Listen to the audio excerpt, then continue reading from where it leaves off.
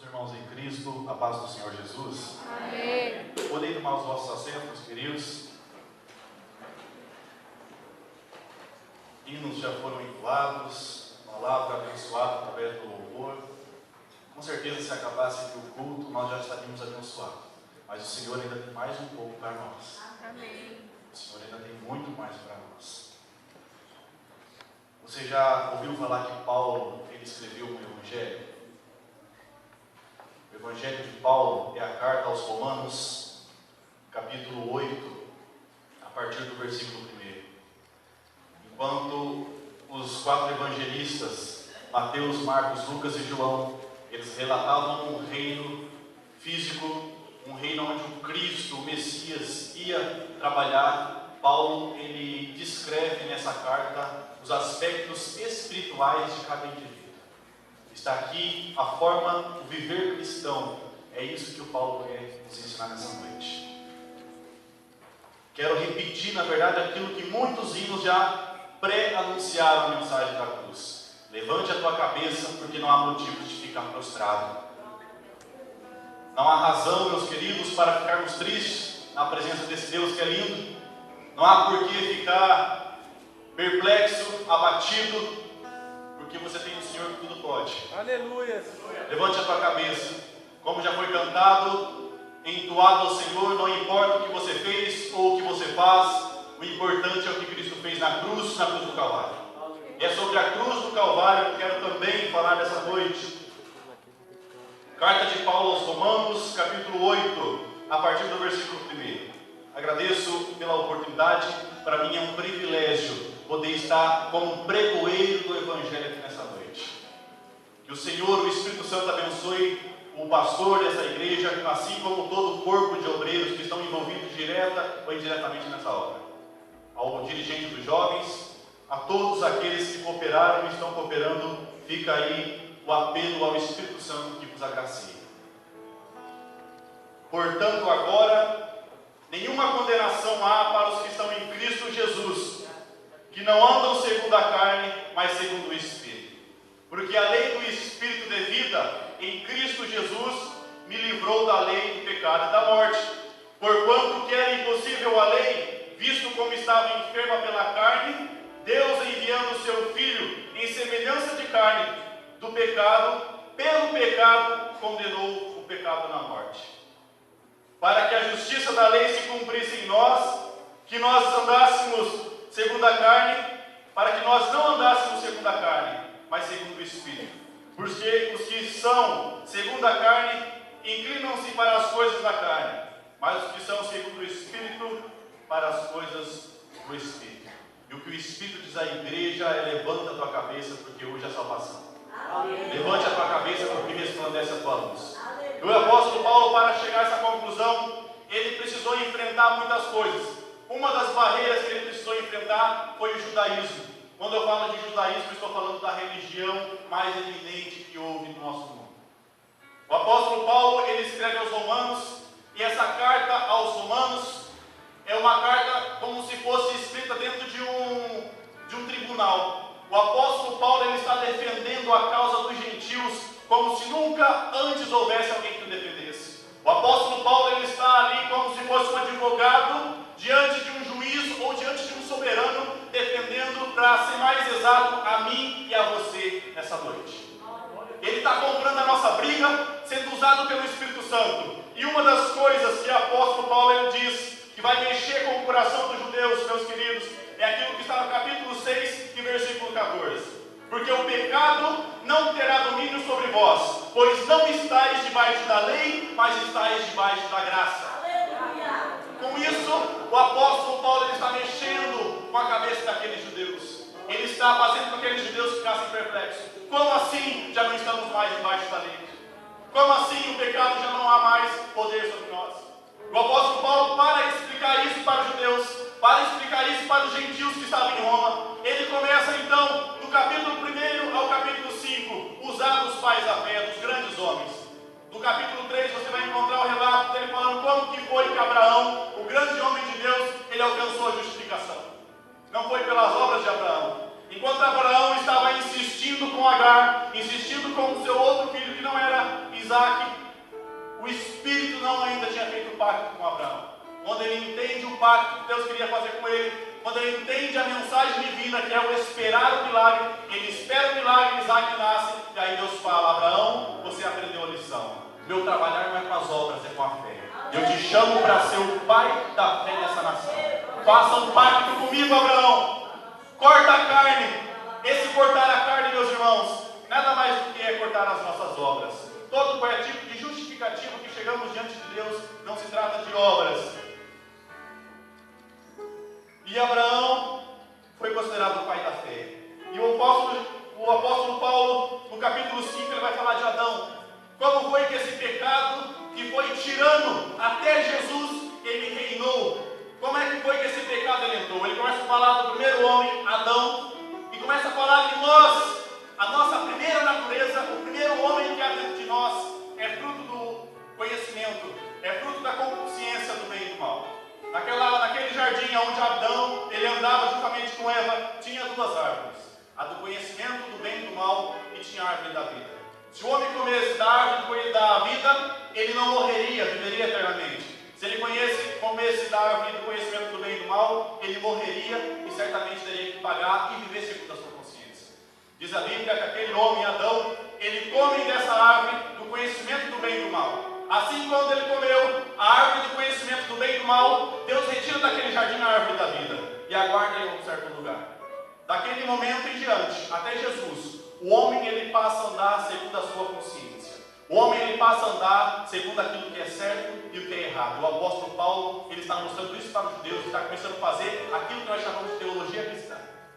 Ele está mostrando que a teologia cristã, o tratado de Cristo, veio para superabundar aquilo que a lei ela veio para mostrar.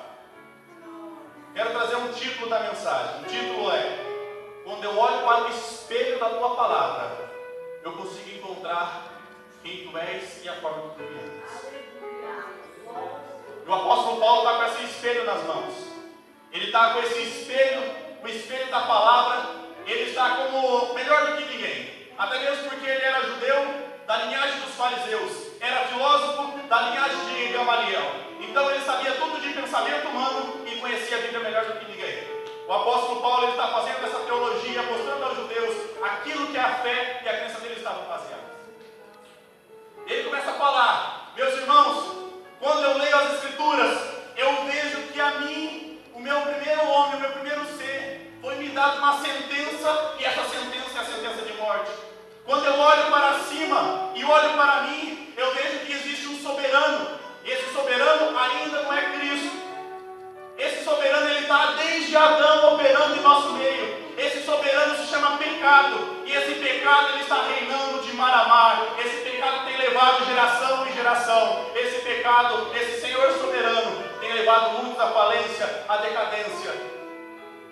E quando eu olho para mim, eu vejo que não há nada daquilo que eu possa fazer que venha me livrar das garras desse soberano. Porque diz a Escritura, meus queridos, que aquele que peca deve morrer. A alma que pecar, essa morrerá. E quando o apóstolo Paulo olha para si, através do espelho da palavra, ele está enxergando que nada ele pode fazer para se justificar diante de Deus e para anular o seu pecado. Ele então começa a dizer no capítulo 7 de Romanos, um dos capítulos mais dramáticos das Escrituras, que aquilo que eu quero fazer de bem, o meu bem eu não consigo fazer, porque esse corpo que é descendência de Adão, ele não permite. E o mal que eu não quero fazer, aquilo que eu sei que é errado, porque a minha concupiscência, a minha consciência, ela mostra, esse mal eu pratico. E quando eu pratico esse mal que eu não quero, quando eu deixo de fazer esse bem que eu quero fazer, eu vejo que eu não tenho força. Logo eu descubro que eu sou um homem miserável. Logo eu descubro que eu sou um pecador. E o apóstolo Paulo ele dá um grito. Ele dá um grito, e esse grito é: ai de mim que sou pecador. E agora? Quem me livrará das garras da morte? Quem me livrará desse corpo de morte que me livrará à condenação e à ira de Deus? Aqui nesse exato momento, na metade praticamente da carta aos Romanos, ele está enfrentando esse dilema. Ele está olhando para dentro de si. Ele está olhando para tudo aquilo que ele fez. Ele está olhando para aquilo que ele pode fazer. Ele chega a uma conclusão. A conclusão que o apóstolo Paulo chega é: não há nada que eu possa fazer para me E agora, fica a pergunta no ar: quem poderá me livrar das garras da morte? E agora, se eu já não tenho mais forças, se eu já não posso fazer mais, quem me livrará do corpo da morte? Depois desse momento de desespero, de aflição, o apóstolo Paulo, ele vira uma página. E é justamente essa página que Deus vai criar na tua vida hoje. Você não entendeu? O apóstolo Paulo, depois desse momento de aflição, ele vira uma página na sua vida. Ele começa a escrever o capítulo 8. E é esse capítulo 8 que Deus ele traz aqui a mim, como pregoeiro da palavra, para dizer: ele já está escrevendo o capítulo 8 na sua vida. Ele está virando a página. As tuas obras, os teus atos, ele vai virar a página. E o que tem nessa página de tão especial, pregador? O que tem nessa página de tão especial, de tão diferente? Está aqui a revelação da fé cristã. Porque, meus queridos, nenhuma condenação há para aqueles que estão em Cristo Jesus. Porque assim como eu descobri que o pecado reinou, assim como eu descobri que o pecado veio pela consciência, eu também descobri que Deus derramou o seu Filho, deixou o seu Filho para nós, para que por Ele vivêssemos e morrêssemos junto com Ele. Morrendo junto com Ele, o nosso pecado já não é mais aquilo que nos acusa. Sendo nós crucificados com Cristo, nosso batismo de morte, nenhuma condenação a mais para aqueles que estão em Cristo. Porque esses que estão em Cristo já não mais viverão segundo a concupiscência da carne. Aqueles que estão em Cristo já não viverão mais segundo o seu intelecto, segundo o seu diploma, segundo a sua função, a sua carreira, mas viverão segundo a fé, porque o justo viverá da fé. E o maior milagre, você pode ler Romanos, não há milagre de ressurreição de mortos, não há muita cura, não há ali milagres financeiros ocorrendo. Sabe qual é o maior milagre que ocorre na minha vida? Sabe qual é o maior milagre que ocorre na tua vida? É quando você pega esse espelho e olha para dentro dele. Esse espelho que eu chamo de espelho da palavra. E esse espelho da palavra ele vai te apontar quem você é. Ele vai mostrar realmente a sua natureza. E quando você encontra a sua natureza, você olha para as suas obras, você vai conseguir enxergar que você não pode se salvar por si só. Você precisa de um Salvador. E o maior milagre acontece aí. Quando eu olho para os meus defeitos, os meus erros, eu consigo enxergar que Deus ele me ama, mesmo sendo aquilo que eu sou. O maior milagre da fé cristã é você conseguir se deparar com o espelho da palavra e entender que Deus te ama da maneira que você é. Por isso que nós pregamos contra a máscara dentro dos cultos. Não precisa se fazer aquilo que você não é. Você tem que entender que a fé cristã é baseada no perdão e na graça. Sendo baseado na fé, no perdão e na graça, não tem por que eu me esconder. Não tem por que andar em caverna de cabeça baixa, cabisbaixo. Porque o meu erro, depois que eu encontro com Jesus, ele passa a se transformar em nada. E o apóstolo Paulo, quando fala isso para os judeus falam pegar ele e esfolar ele vivo. Como assim, rapaz? Como assim o pecado já não tem mais poder? Como assim o pecado já não opera mais? Como assim a nossa vida já não vai ser mais baseada no certo e no errado? Eu aprendi desde a minha infância que eu tenho as coisas para fazer de certo, as coisas para fazer de errado. Agora você vem dizer que a minha salvação, o meu encontro com Cristo, ele não olha para isso? Não. Ainda bem que Cristo não olha para isso. Porque quando Cristo olhou para você, você estava morto em teus delitos e pecados. Quando Deus ele me resgatou, eu estava morto em meus delitos e pecados. Hoje, eu posso dizer para você que Cristo não olha para os teus pecados, para aquilo que você fez. Ele olha para aquilo que você pode ser nas mãos de Deus. Ora, se o pecado não tem mais poder sobre nós, então vamos continuar pecando para realmente a graça? De maneira nenhuma. Essa mensagem de Paulo é para você entender que você vive de cabeça baixa, você vive cabisbaixo de teus pecados porque você quer, porque o pecado já não há mais poder sobre você. Nós entendemos que nós somos fracos, nós entendemos que somos pecadores, mas vive no pecado quem quer. Não consigo resistir o pecado, mentira, Cristo ele já resistiu. Olhe para a cruz que você vai ver o teu Salvador do teu lado. Essa mensagem é para quem precisa de perdão. Essa mensagem é para aquele que se encontra com o seu coração aflito. Essa mensagem, meus queridos, é para aqueles que tombaram no caminho e estão querendo se reconciliar com Deus.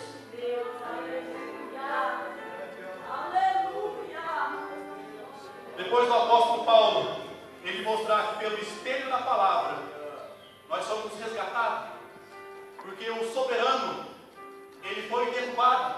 O apóstolo Paulo, ele conclui o livro e vai continuar em outros livros olhando para isso. Meus irmãos, o pecado ele reinou até certa distância. Logo após veio Cristo, e é por isso que nós vamos viver. Esse, quando nós caímos, nós pecamos, ele vem e nos levanta no mesmo momento.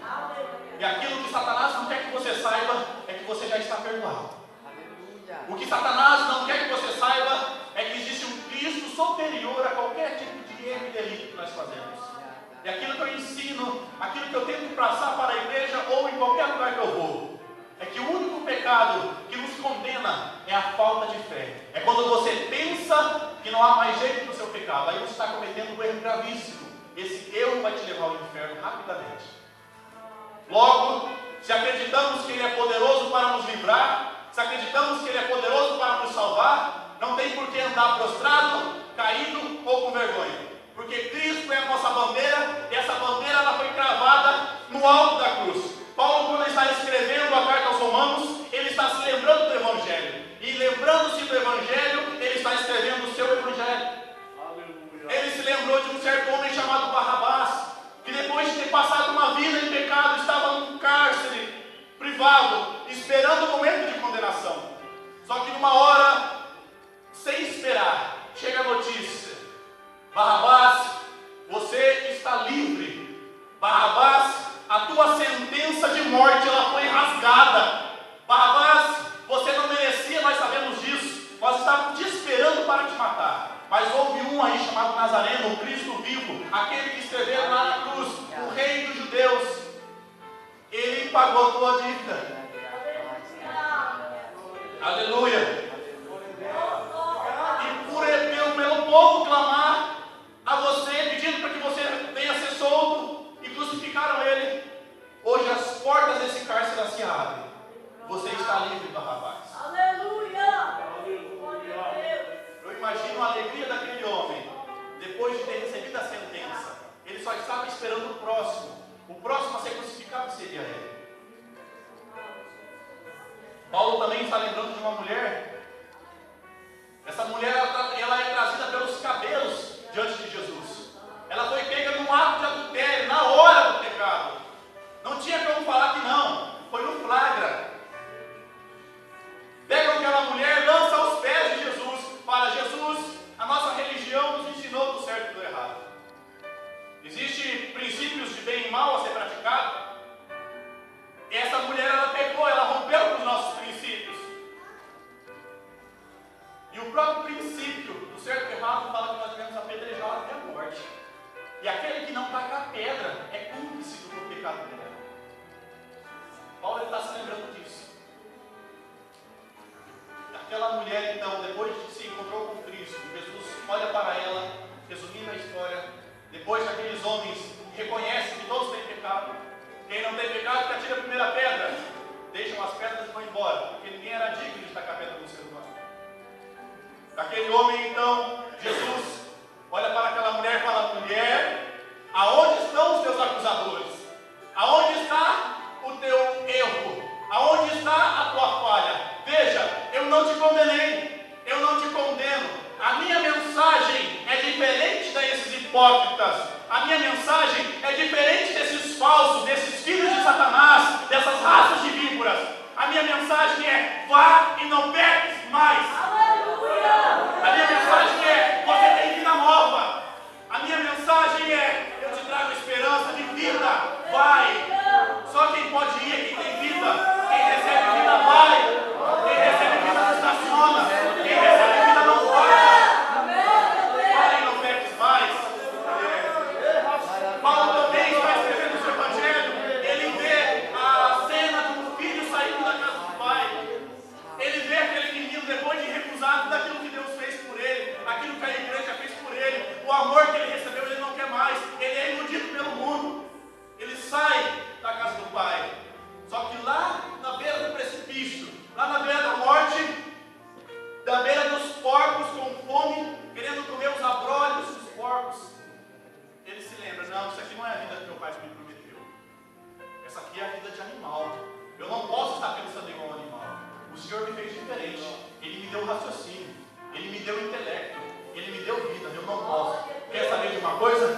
vou é correr para os braços do Pai.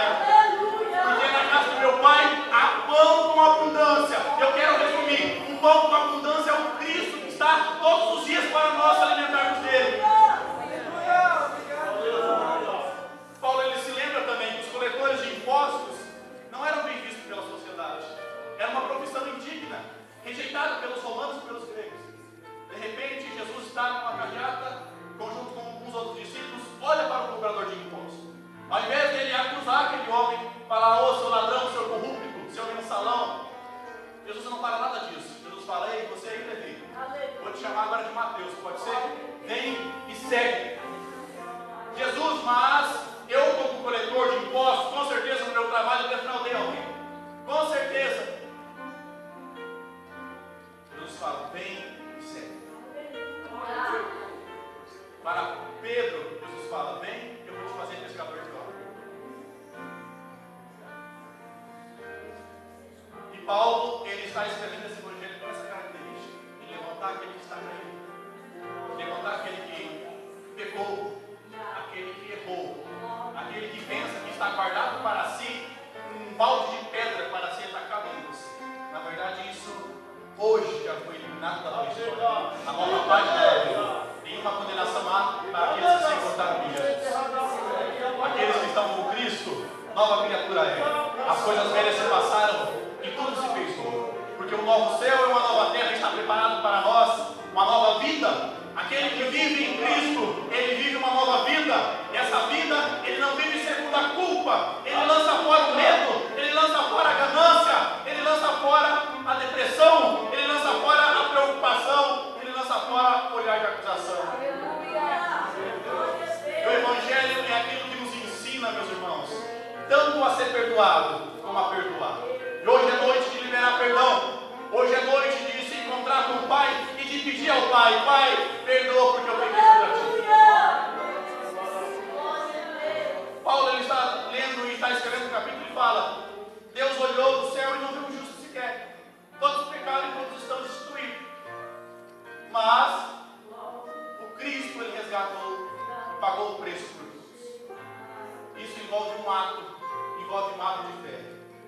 O apóstolo Paulo, então, ele, para finalizar a sua história, o seu chamado, ele vai olhar para a morte e vai falar: morte, até certo tempo você foi consequência e resultado do pecado.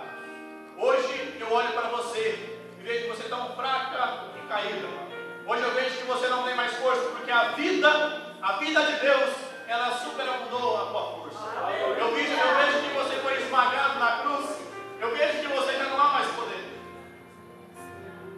E essa morte ela costumava colocar aguilhão no pé daquele que pecava. Para quem não sabe o que é um aguilhão é uma bola de ferro, uma pelota de ferro muito pesada, que era posta ao pé do prisioneiro. As pessoas que eram presas, era posta essa pelota de ferro, essa bola de ferro gigante, pesada, amarrada a corrente e se colocava no pé. Tenta correr com uma bola daquela para você ver se você consegue.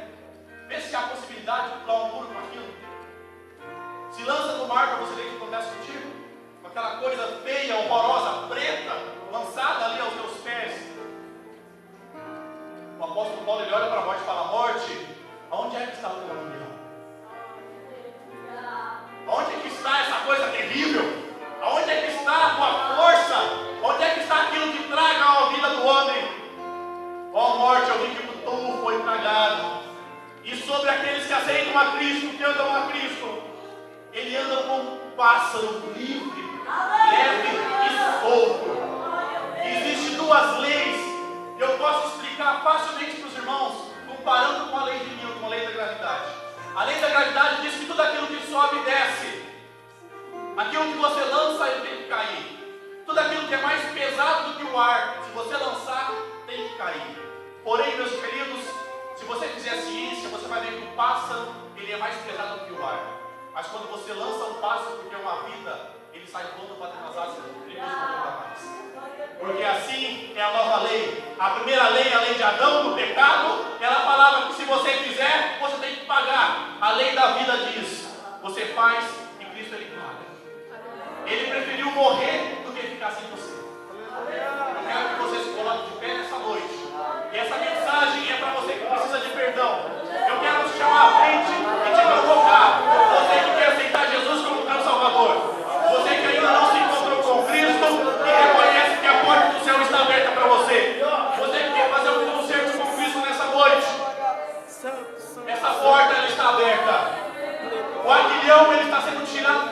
agora.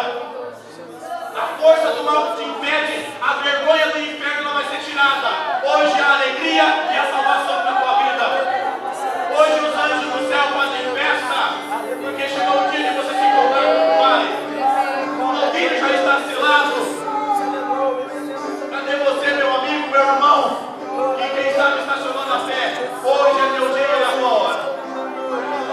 Eu quero passar para o anjo dessa igreja, o pastor, para te receber de braços abertos. Porque daqui para frente, ele que vai ser o protetor. Você não vai ser mais o teu vizinho. Hoje Cristo ele te chama.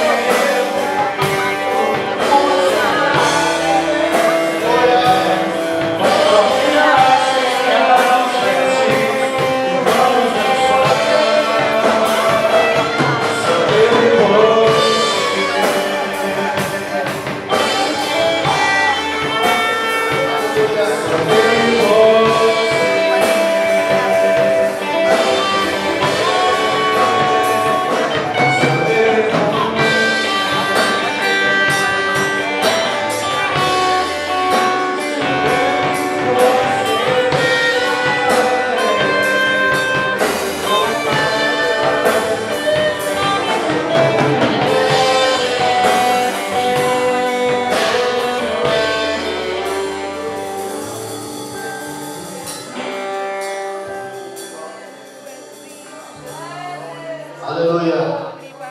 Nós queremos orar também nesta noite por alguém que quer fazer um propósito, seja jovem, seja irmãos ou irmãs. Você que ouviu a palavra do Senhor nesta noite, saia do teu lugar. Vem aqui à frente.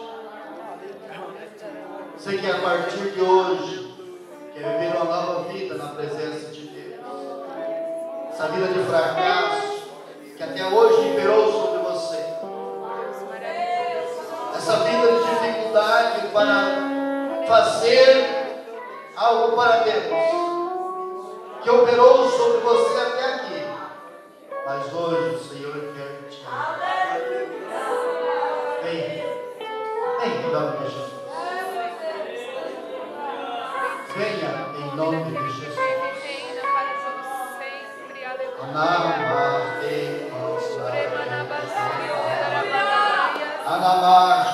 Namaste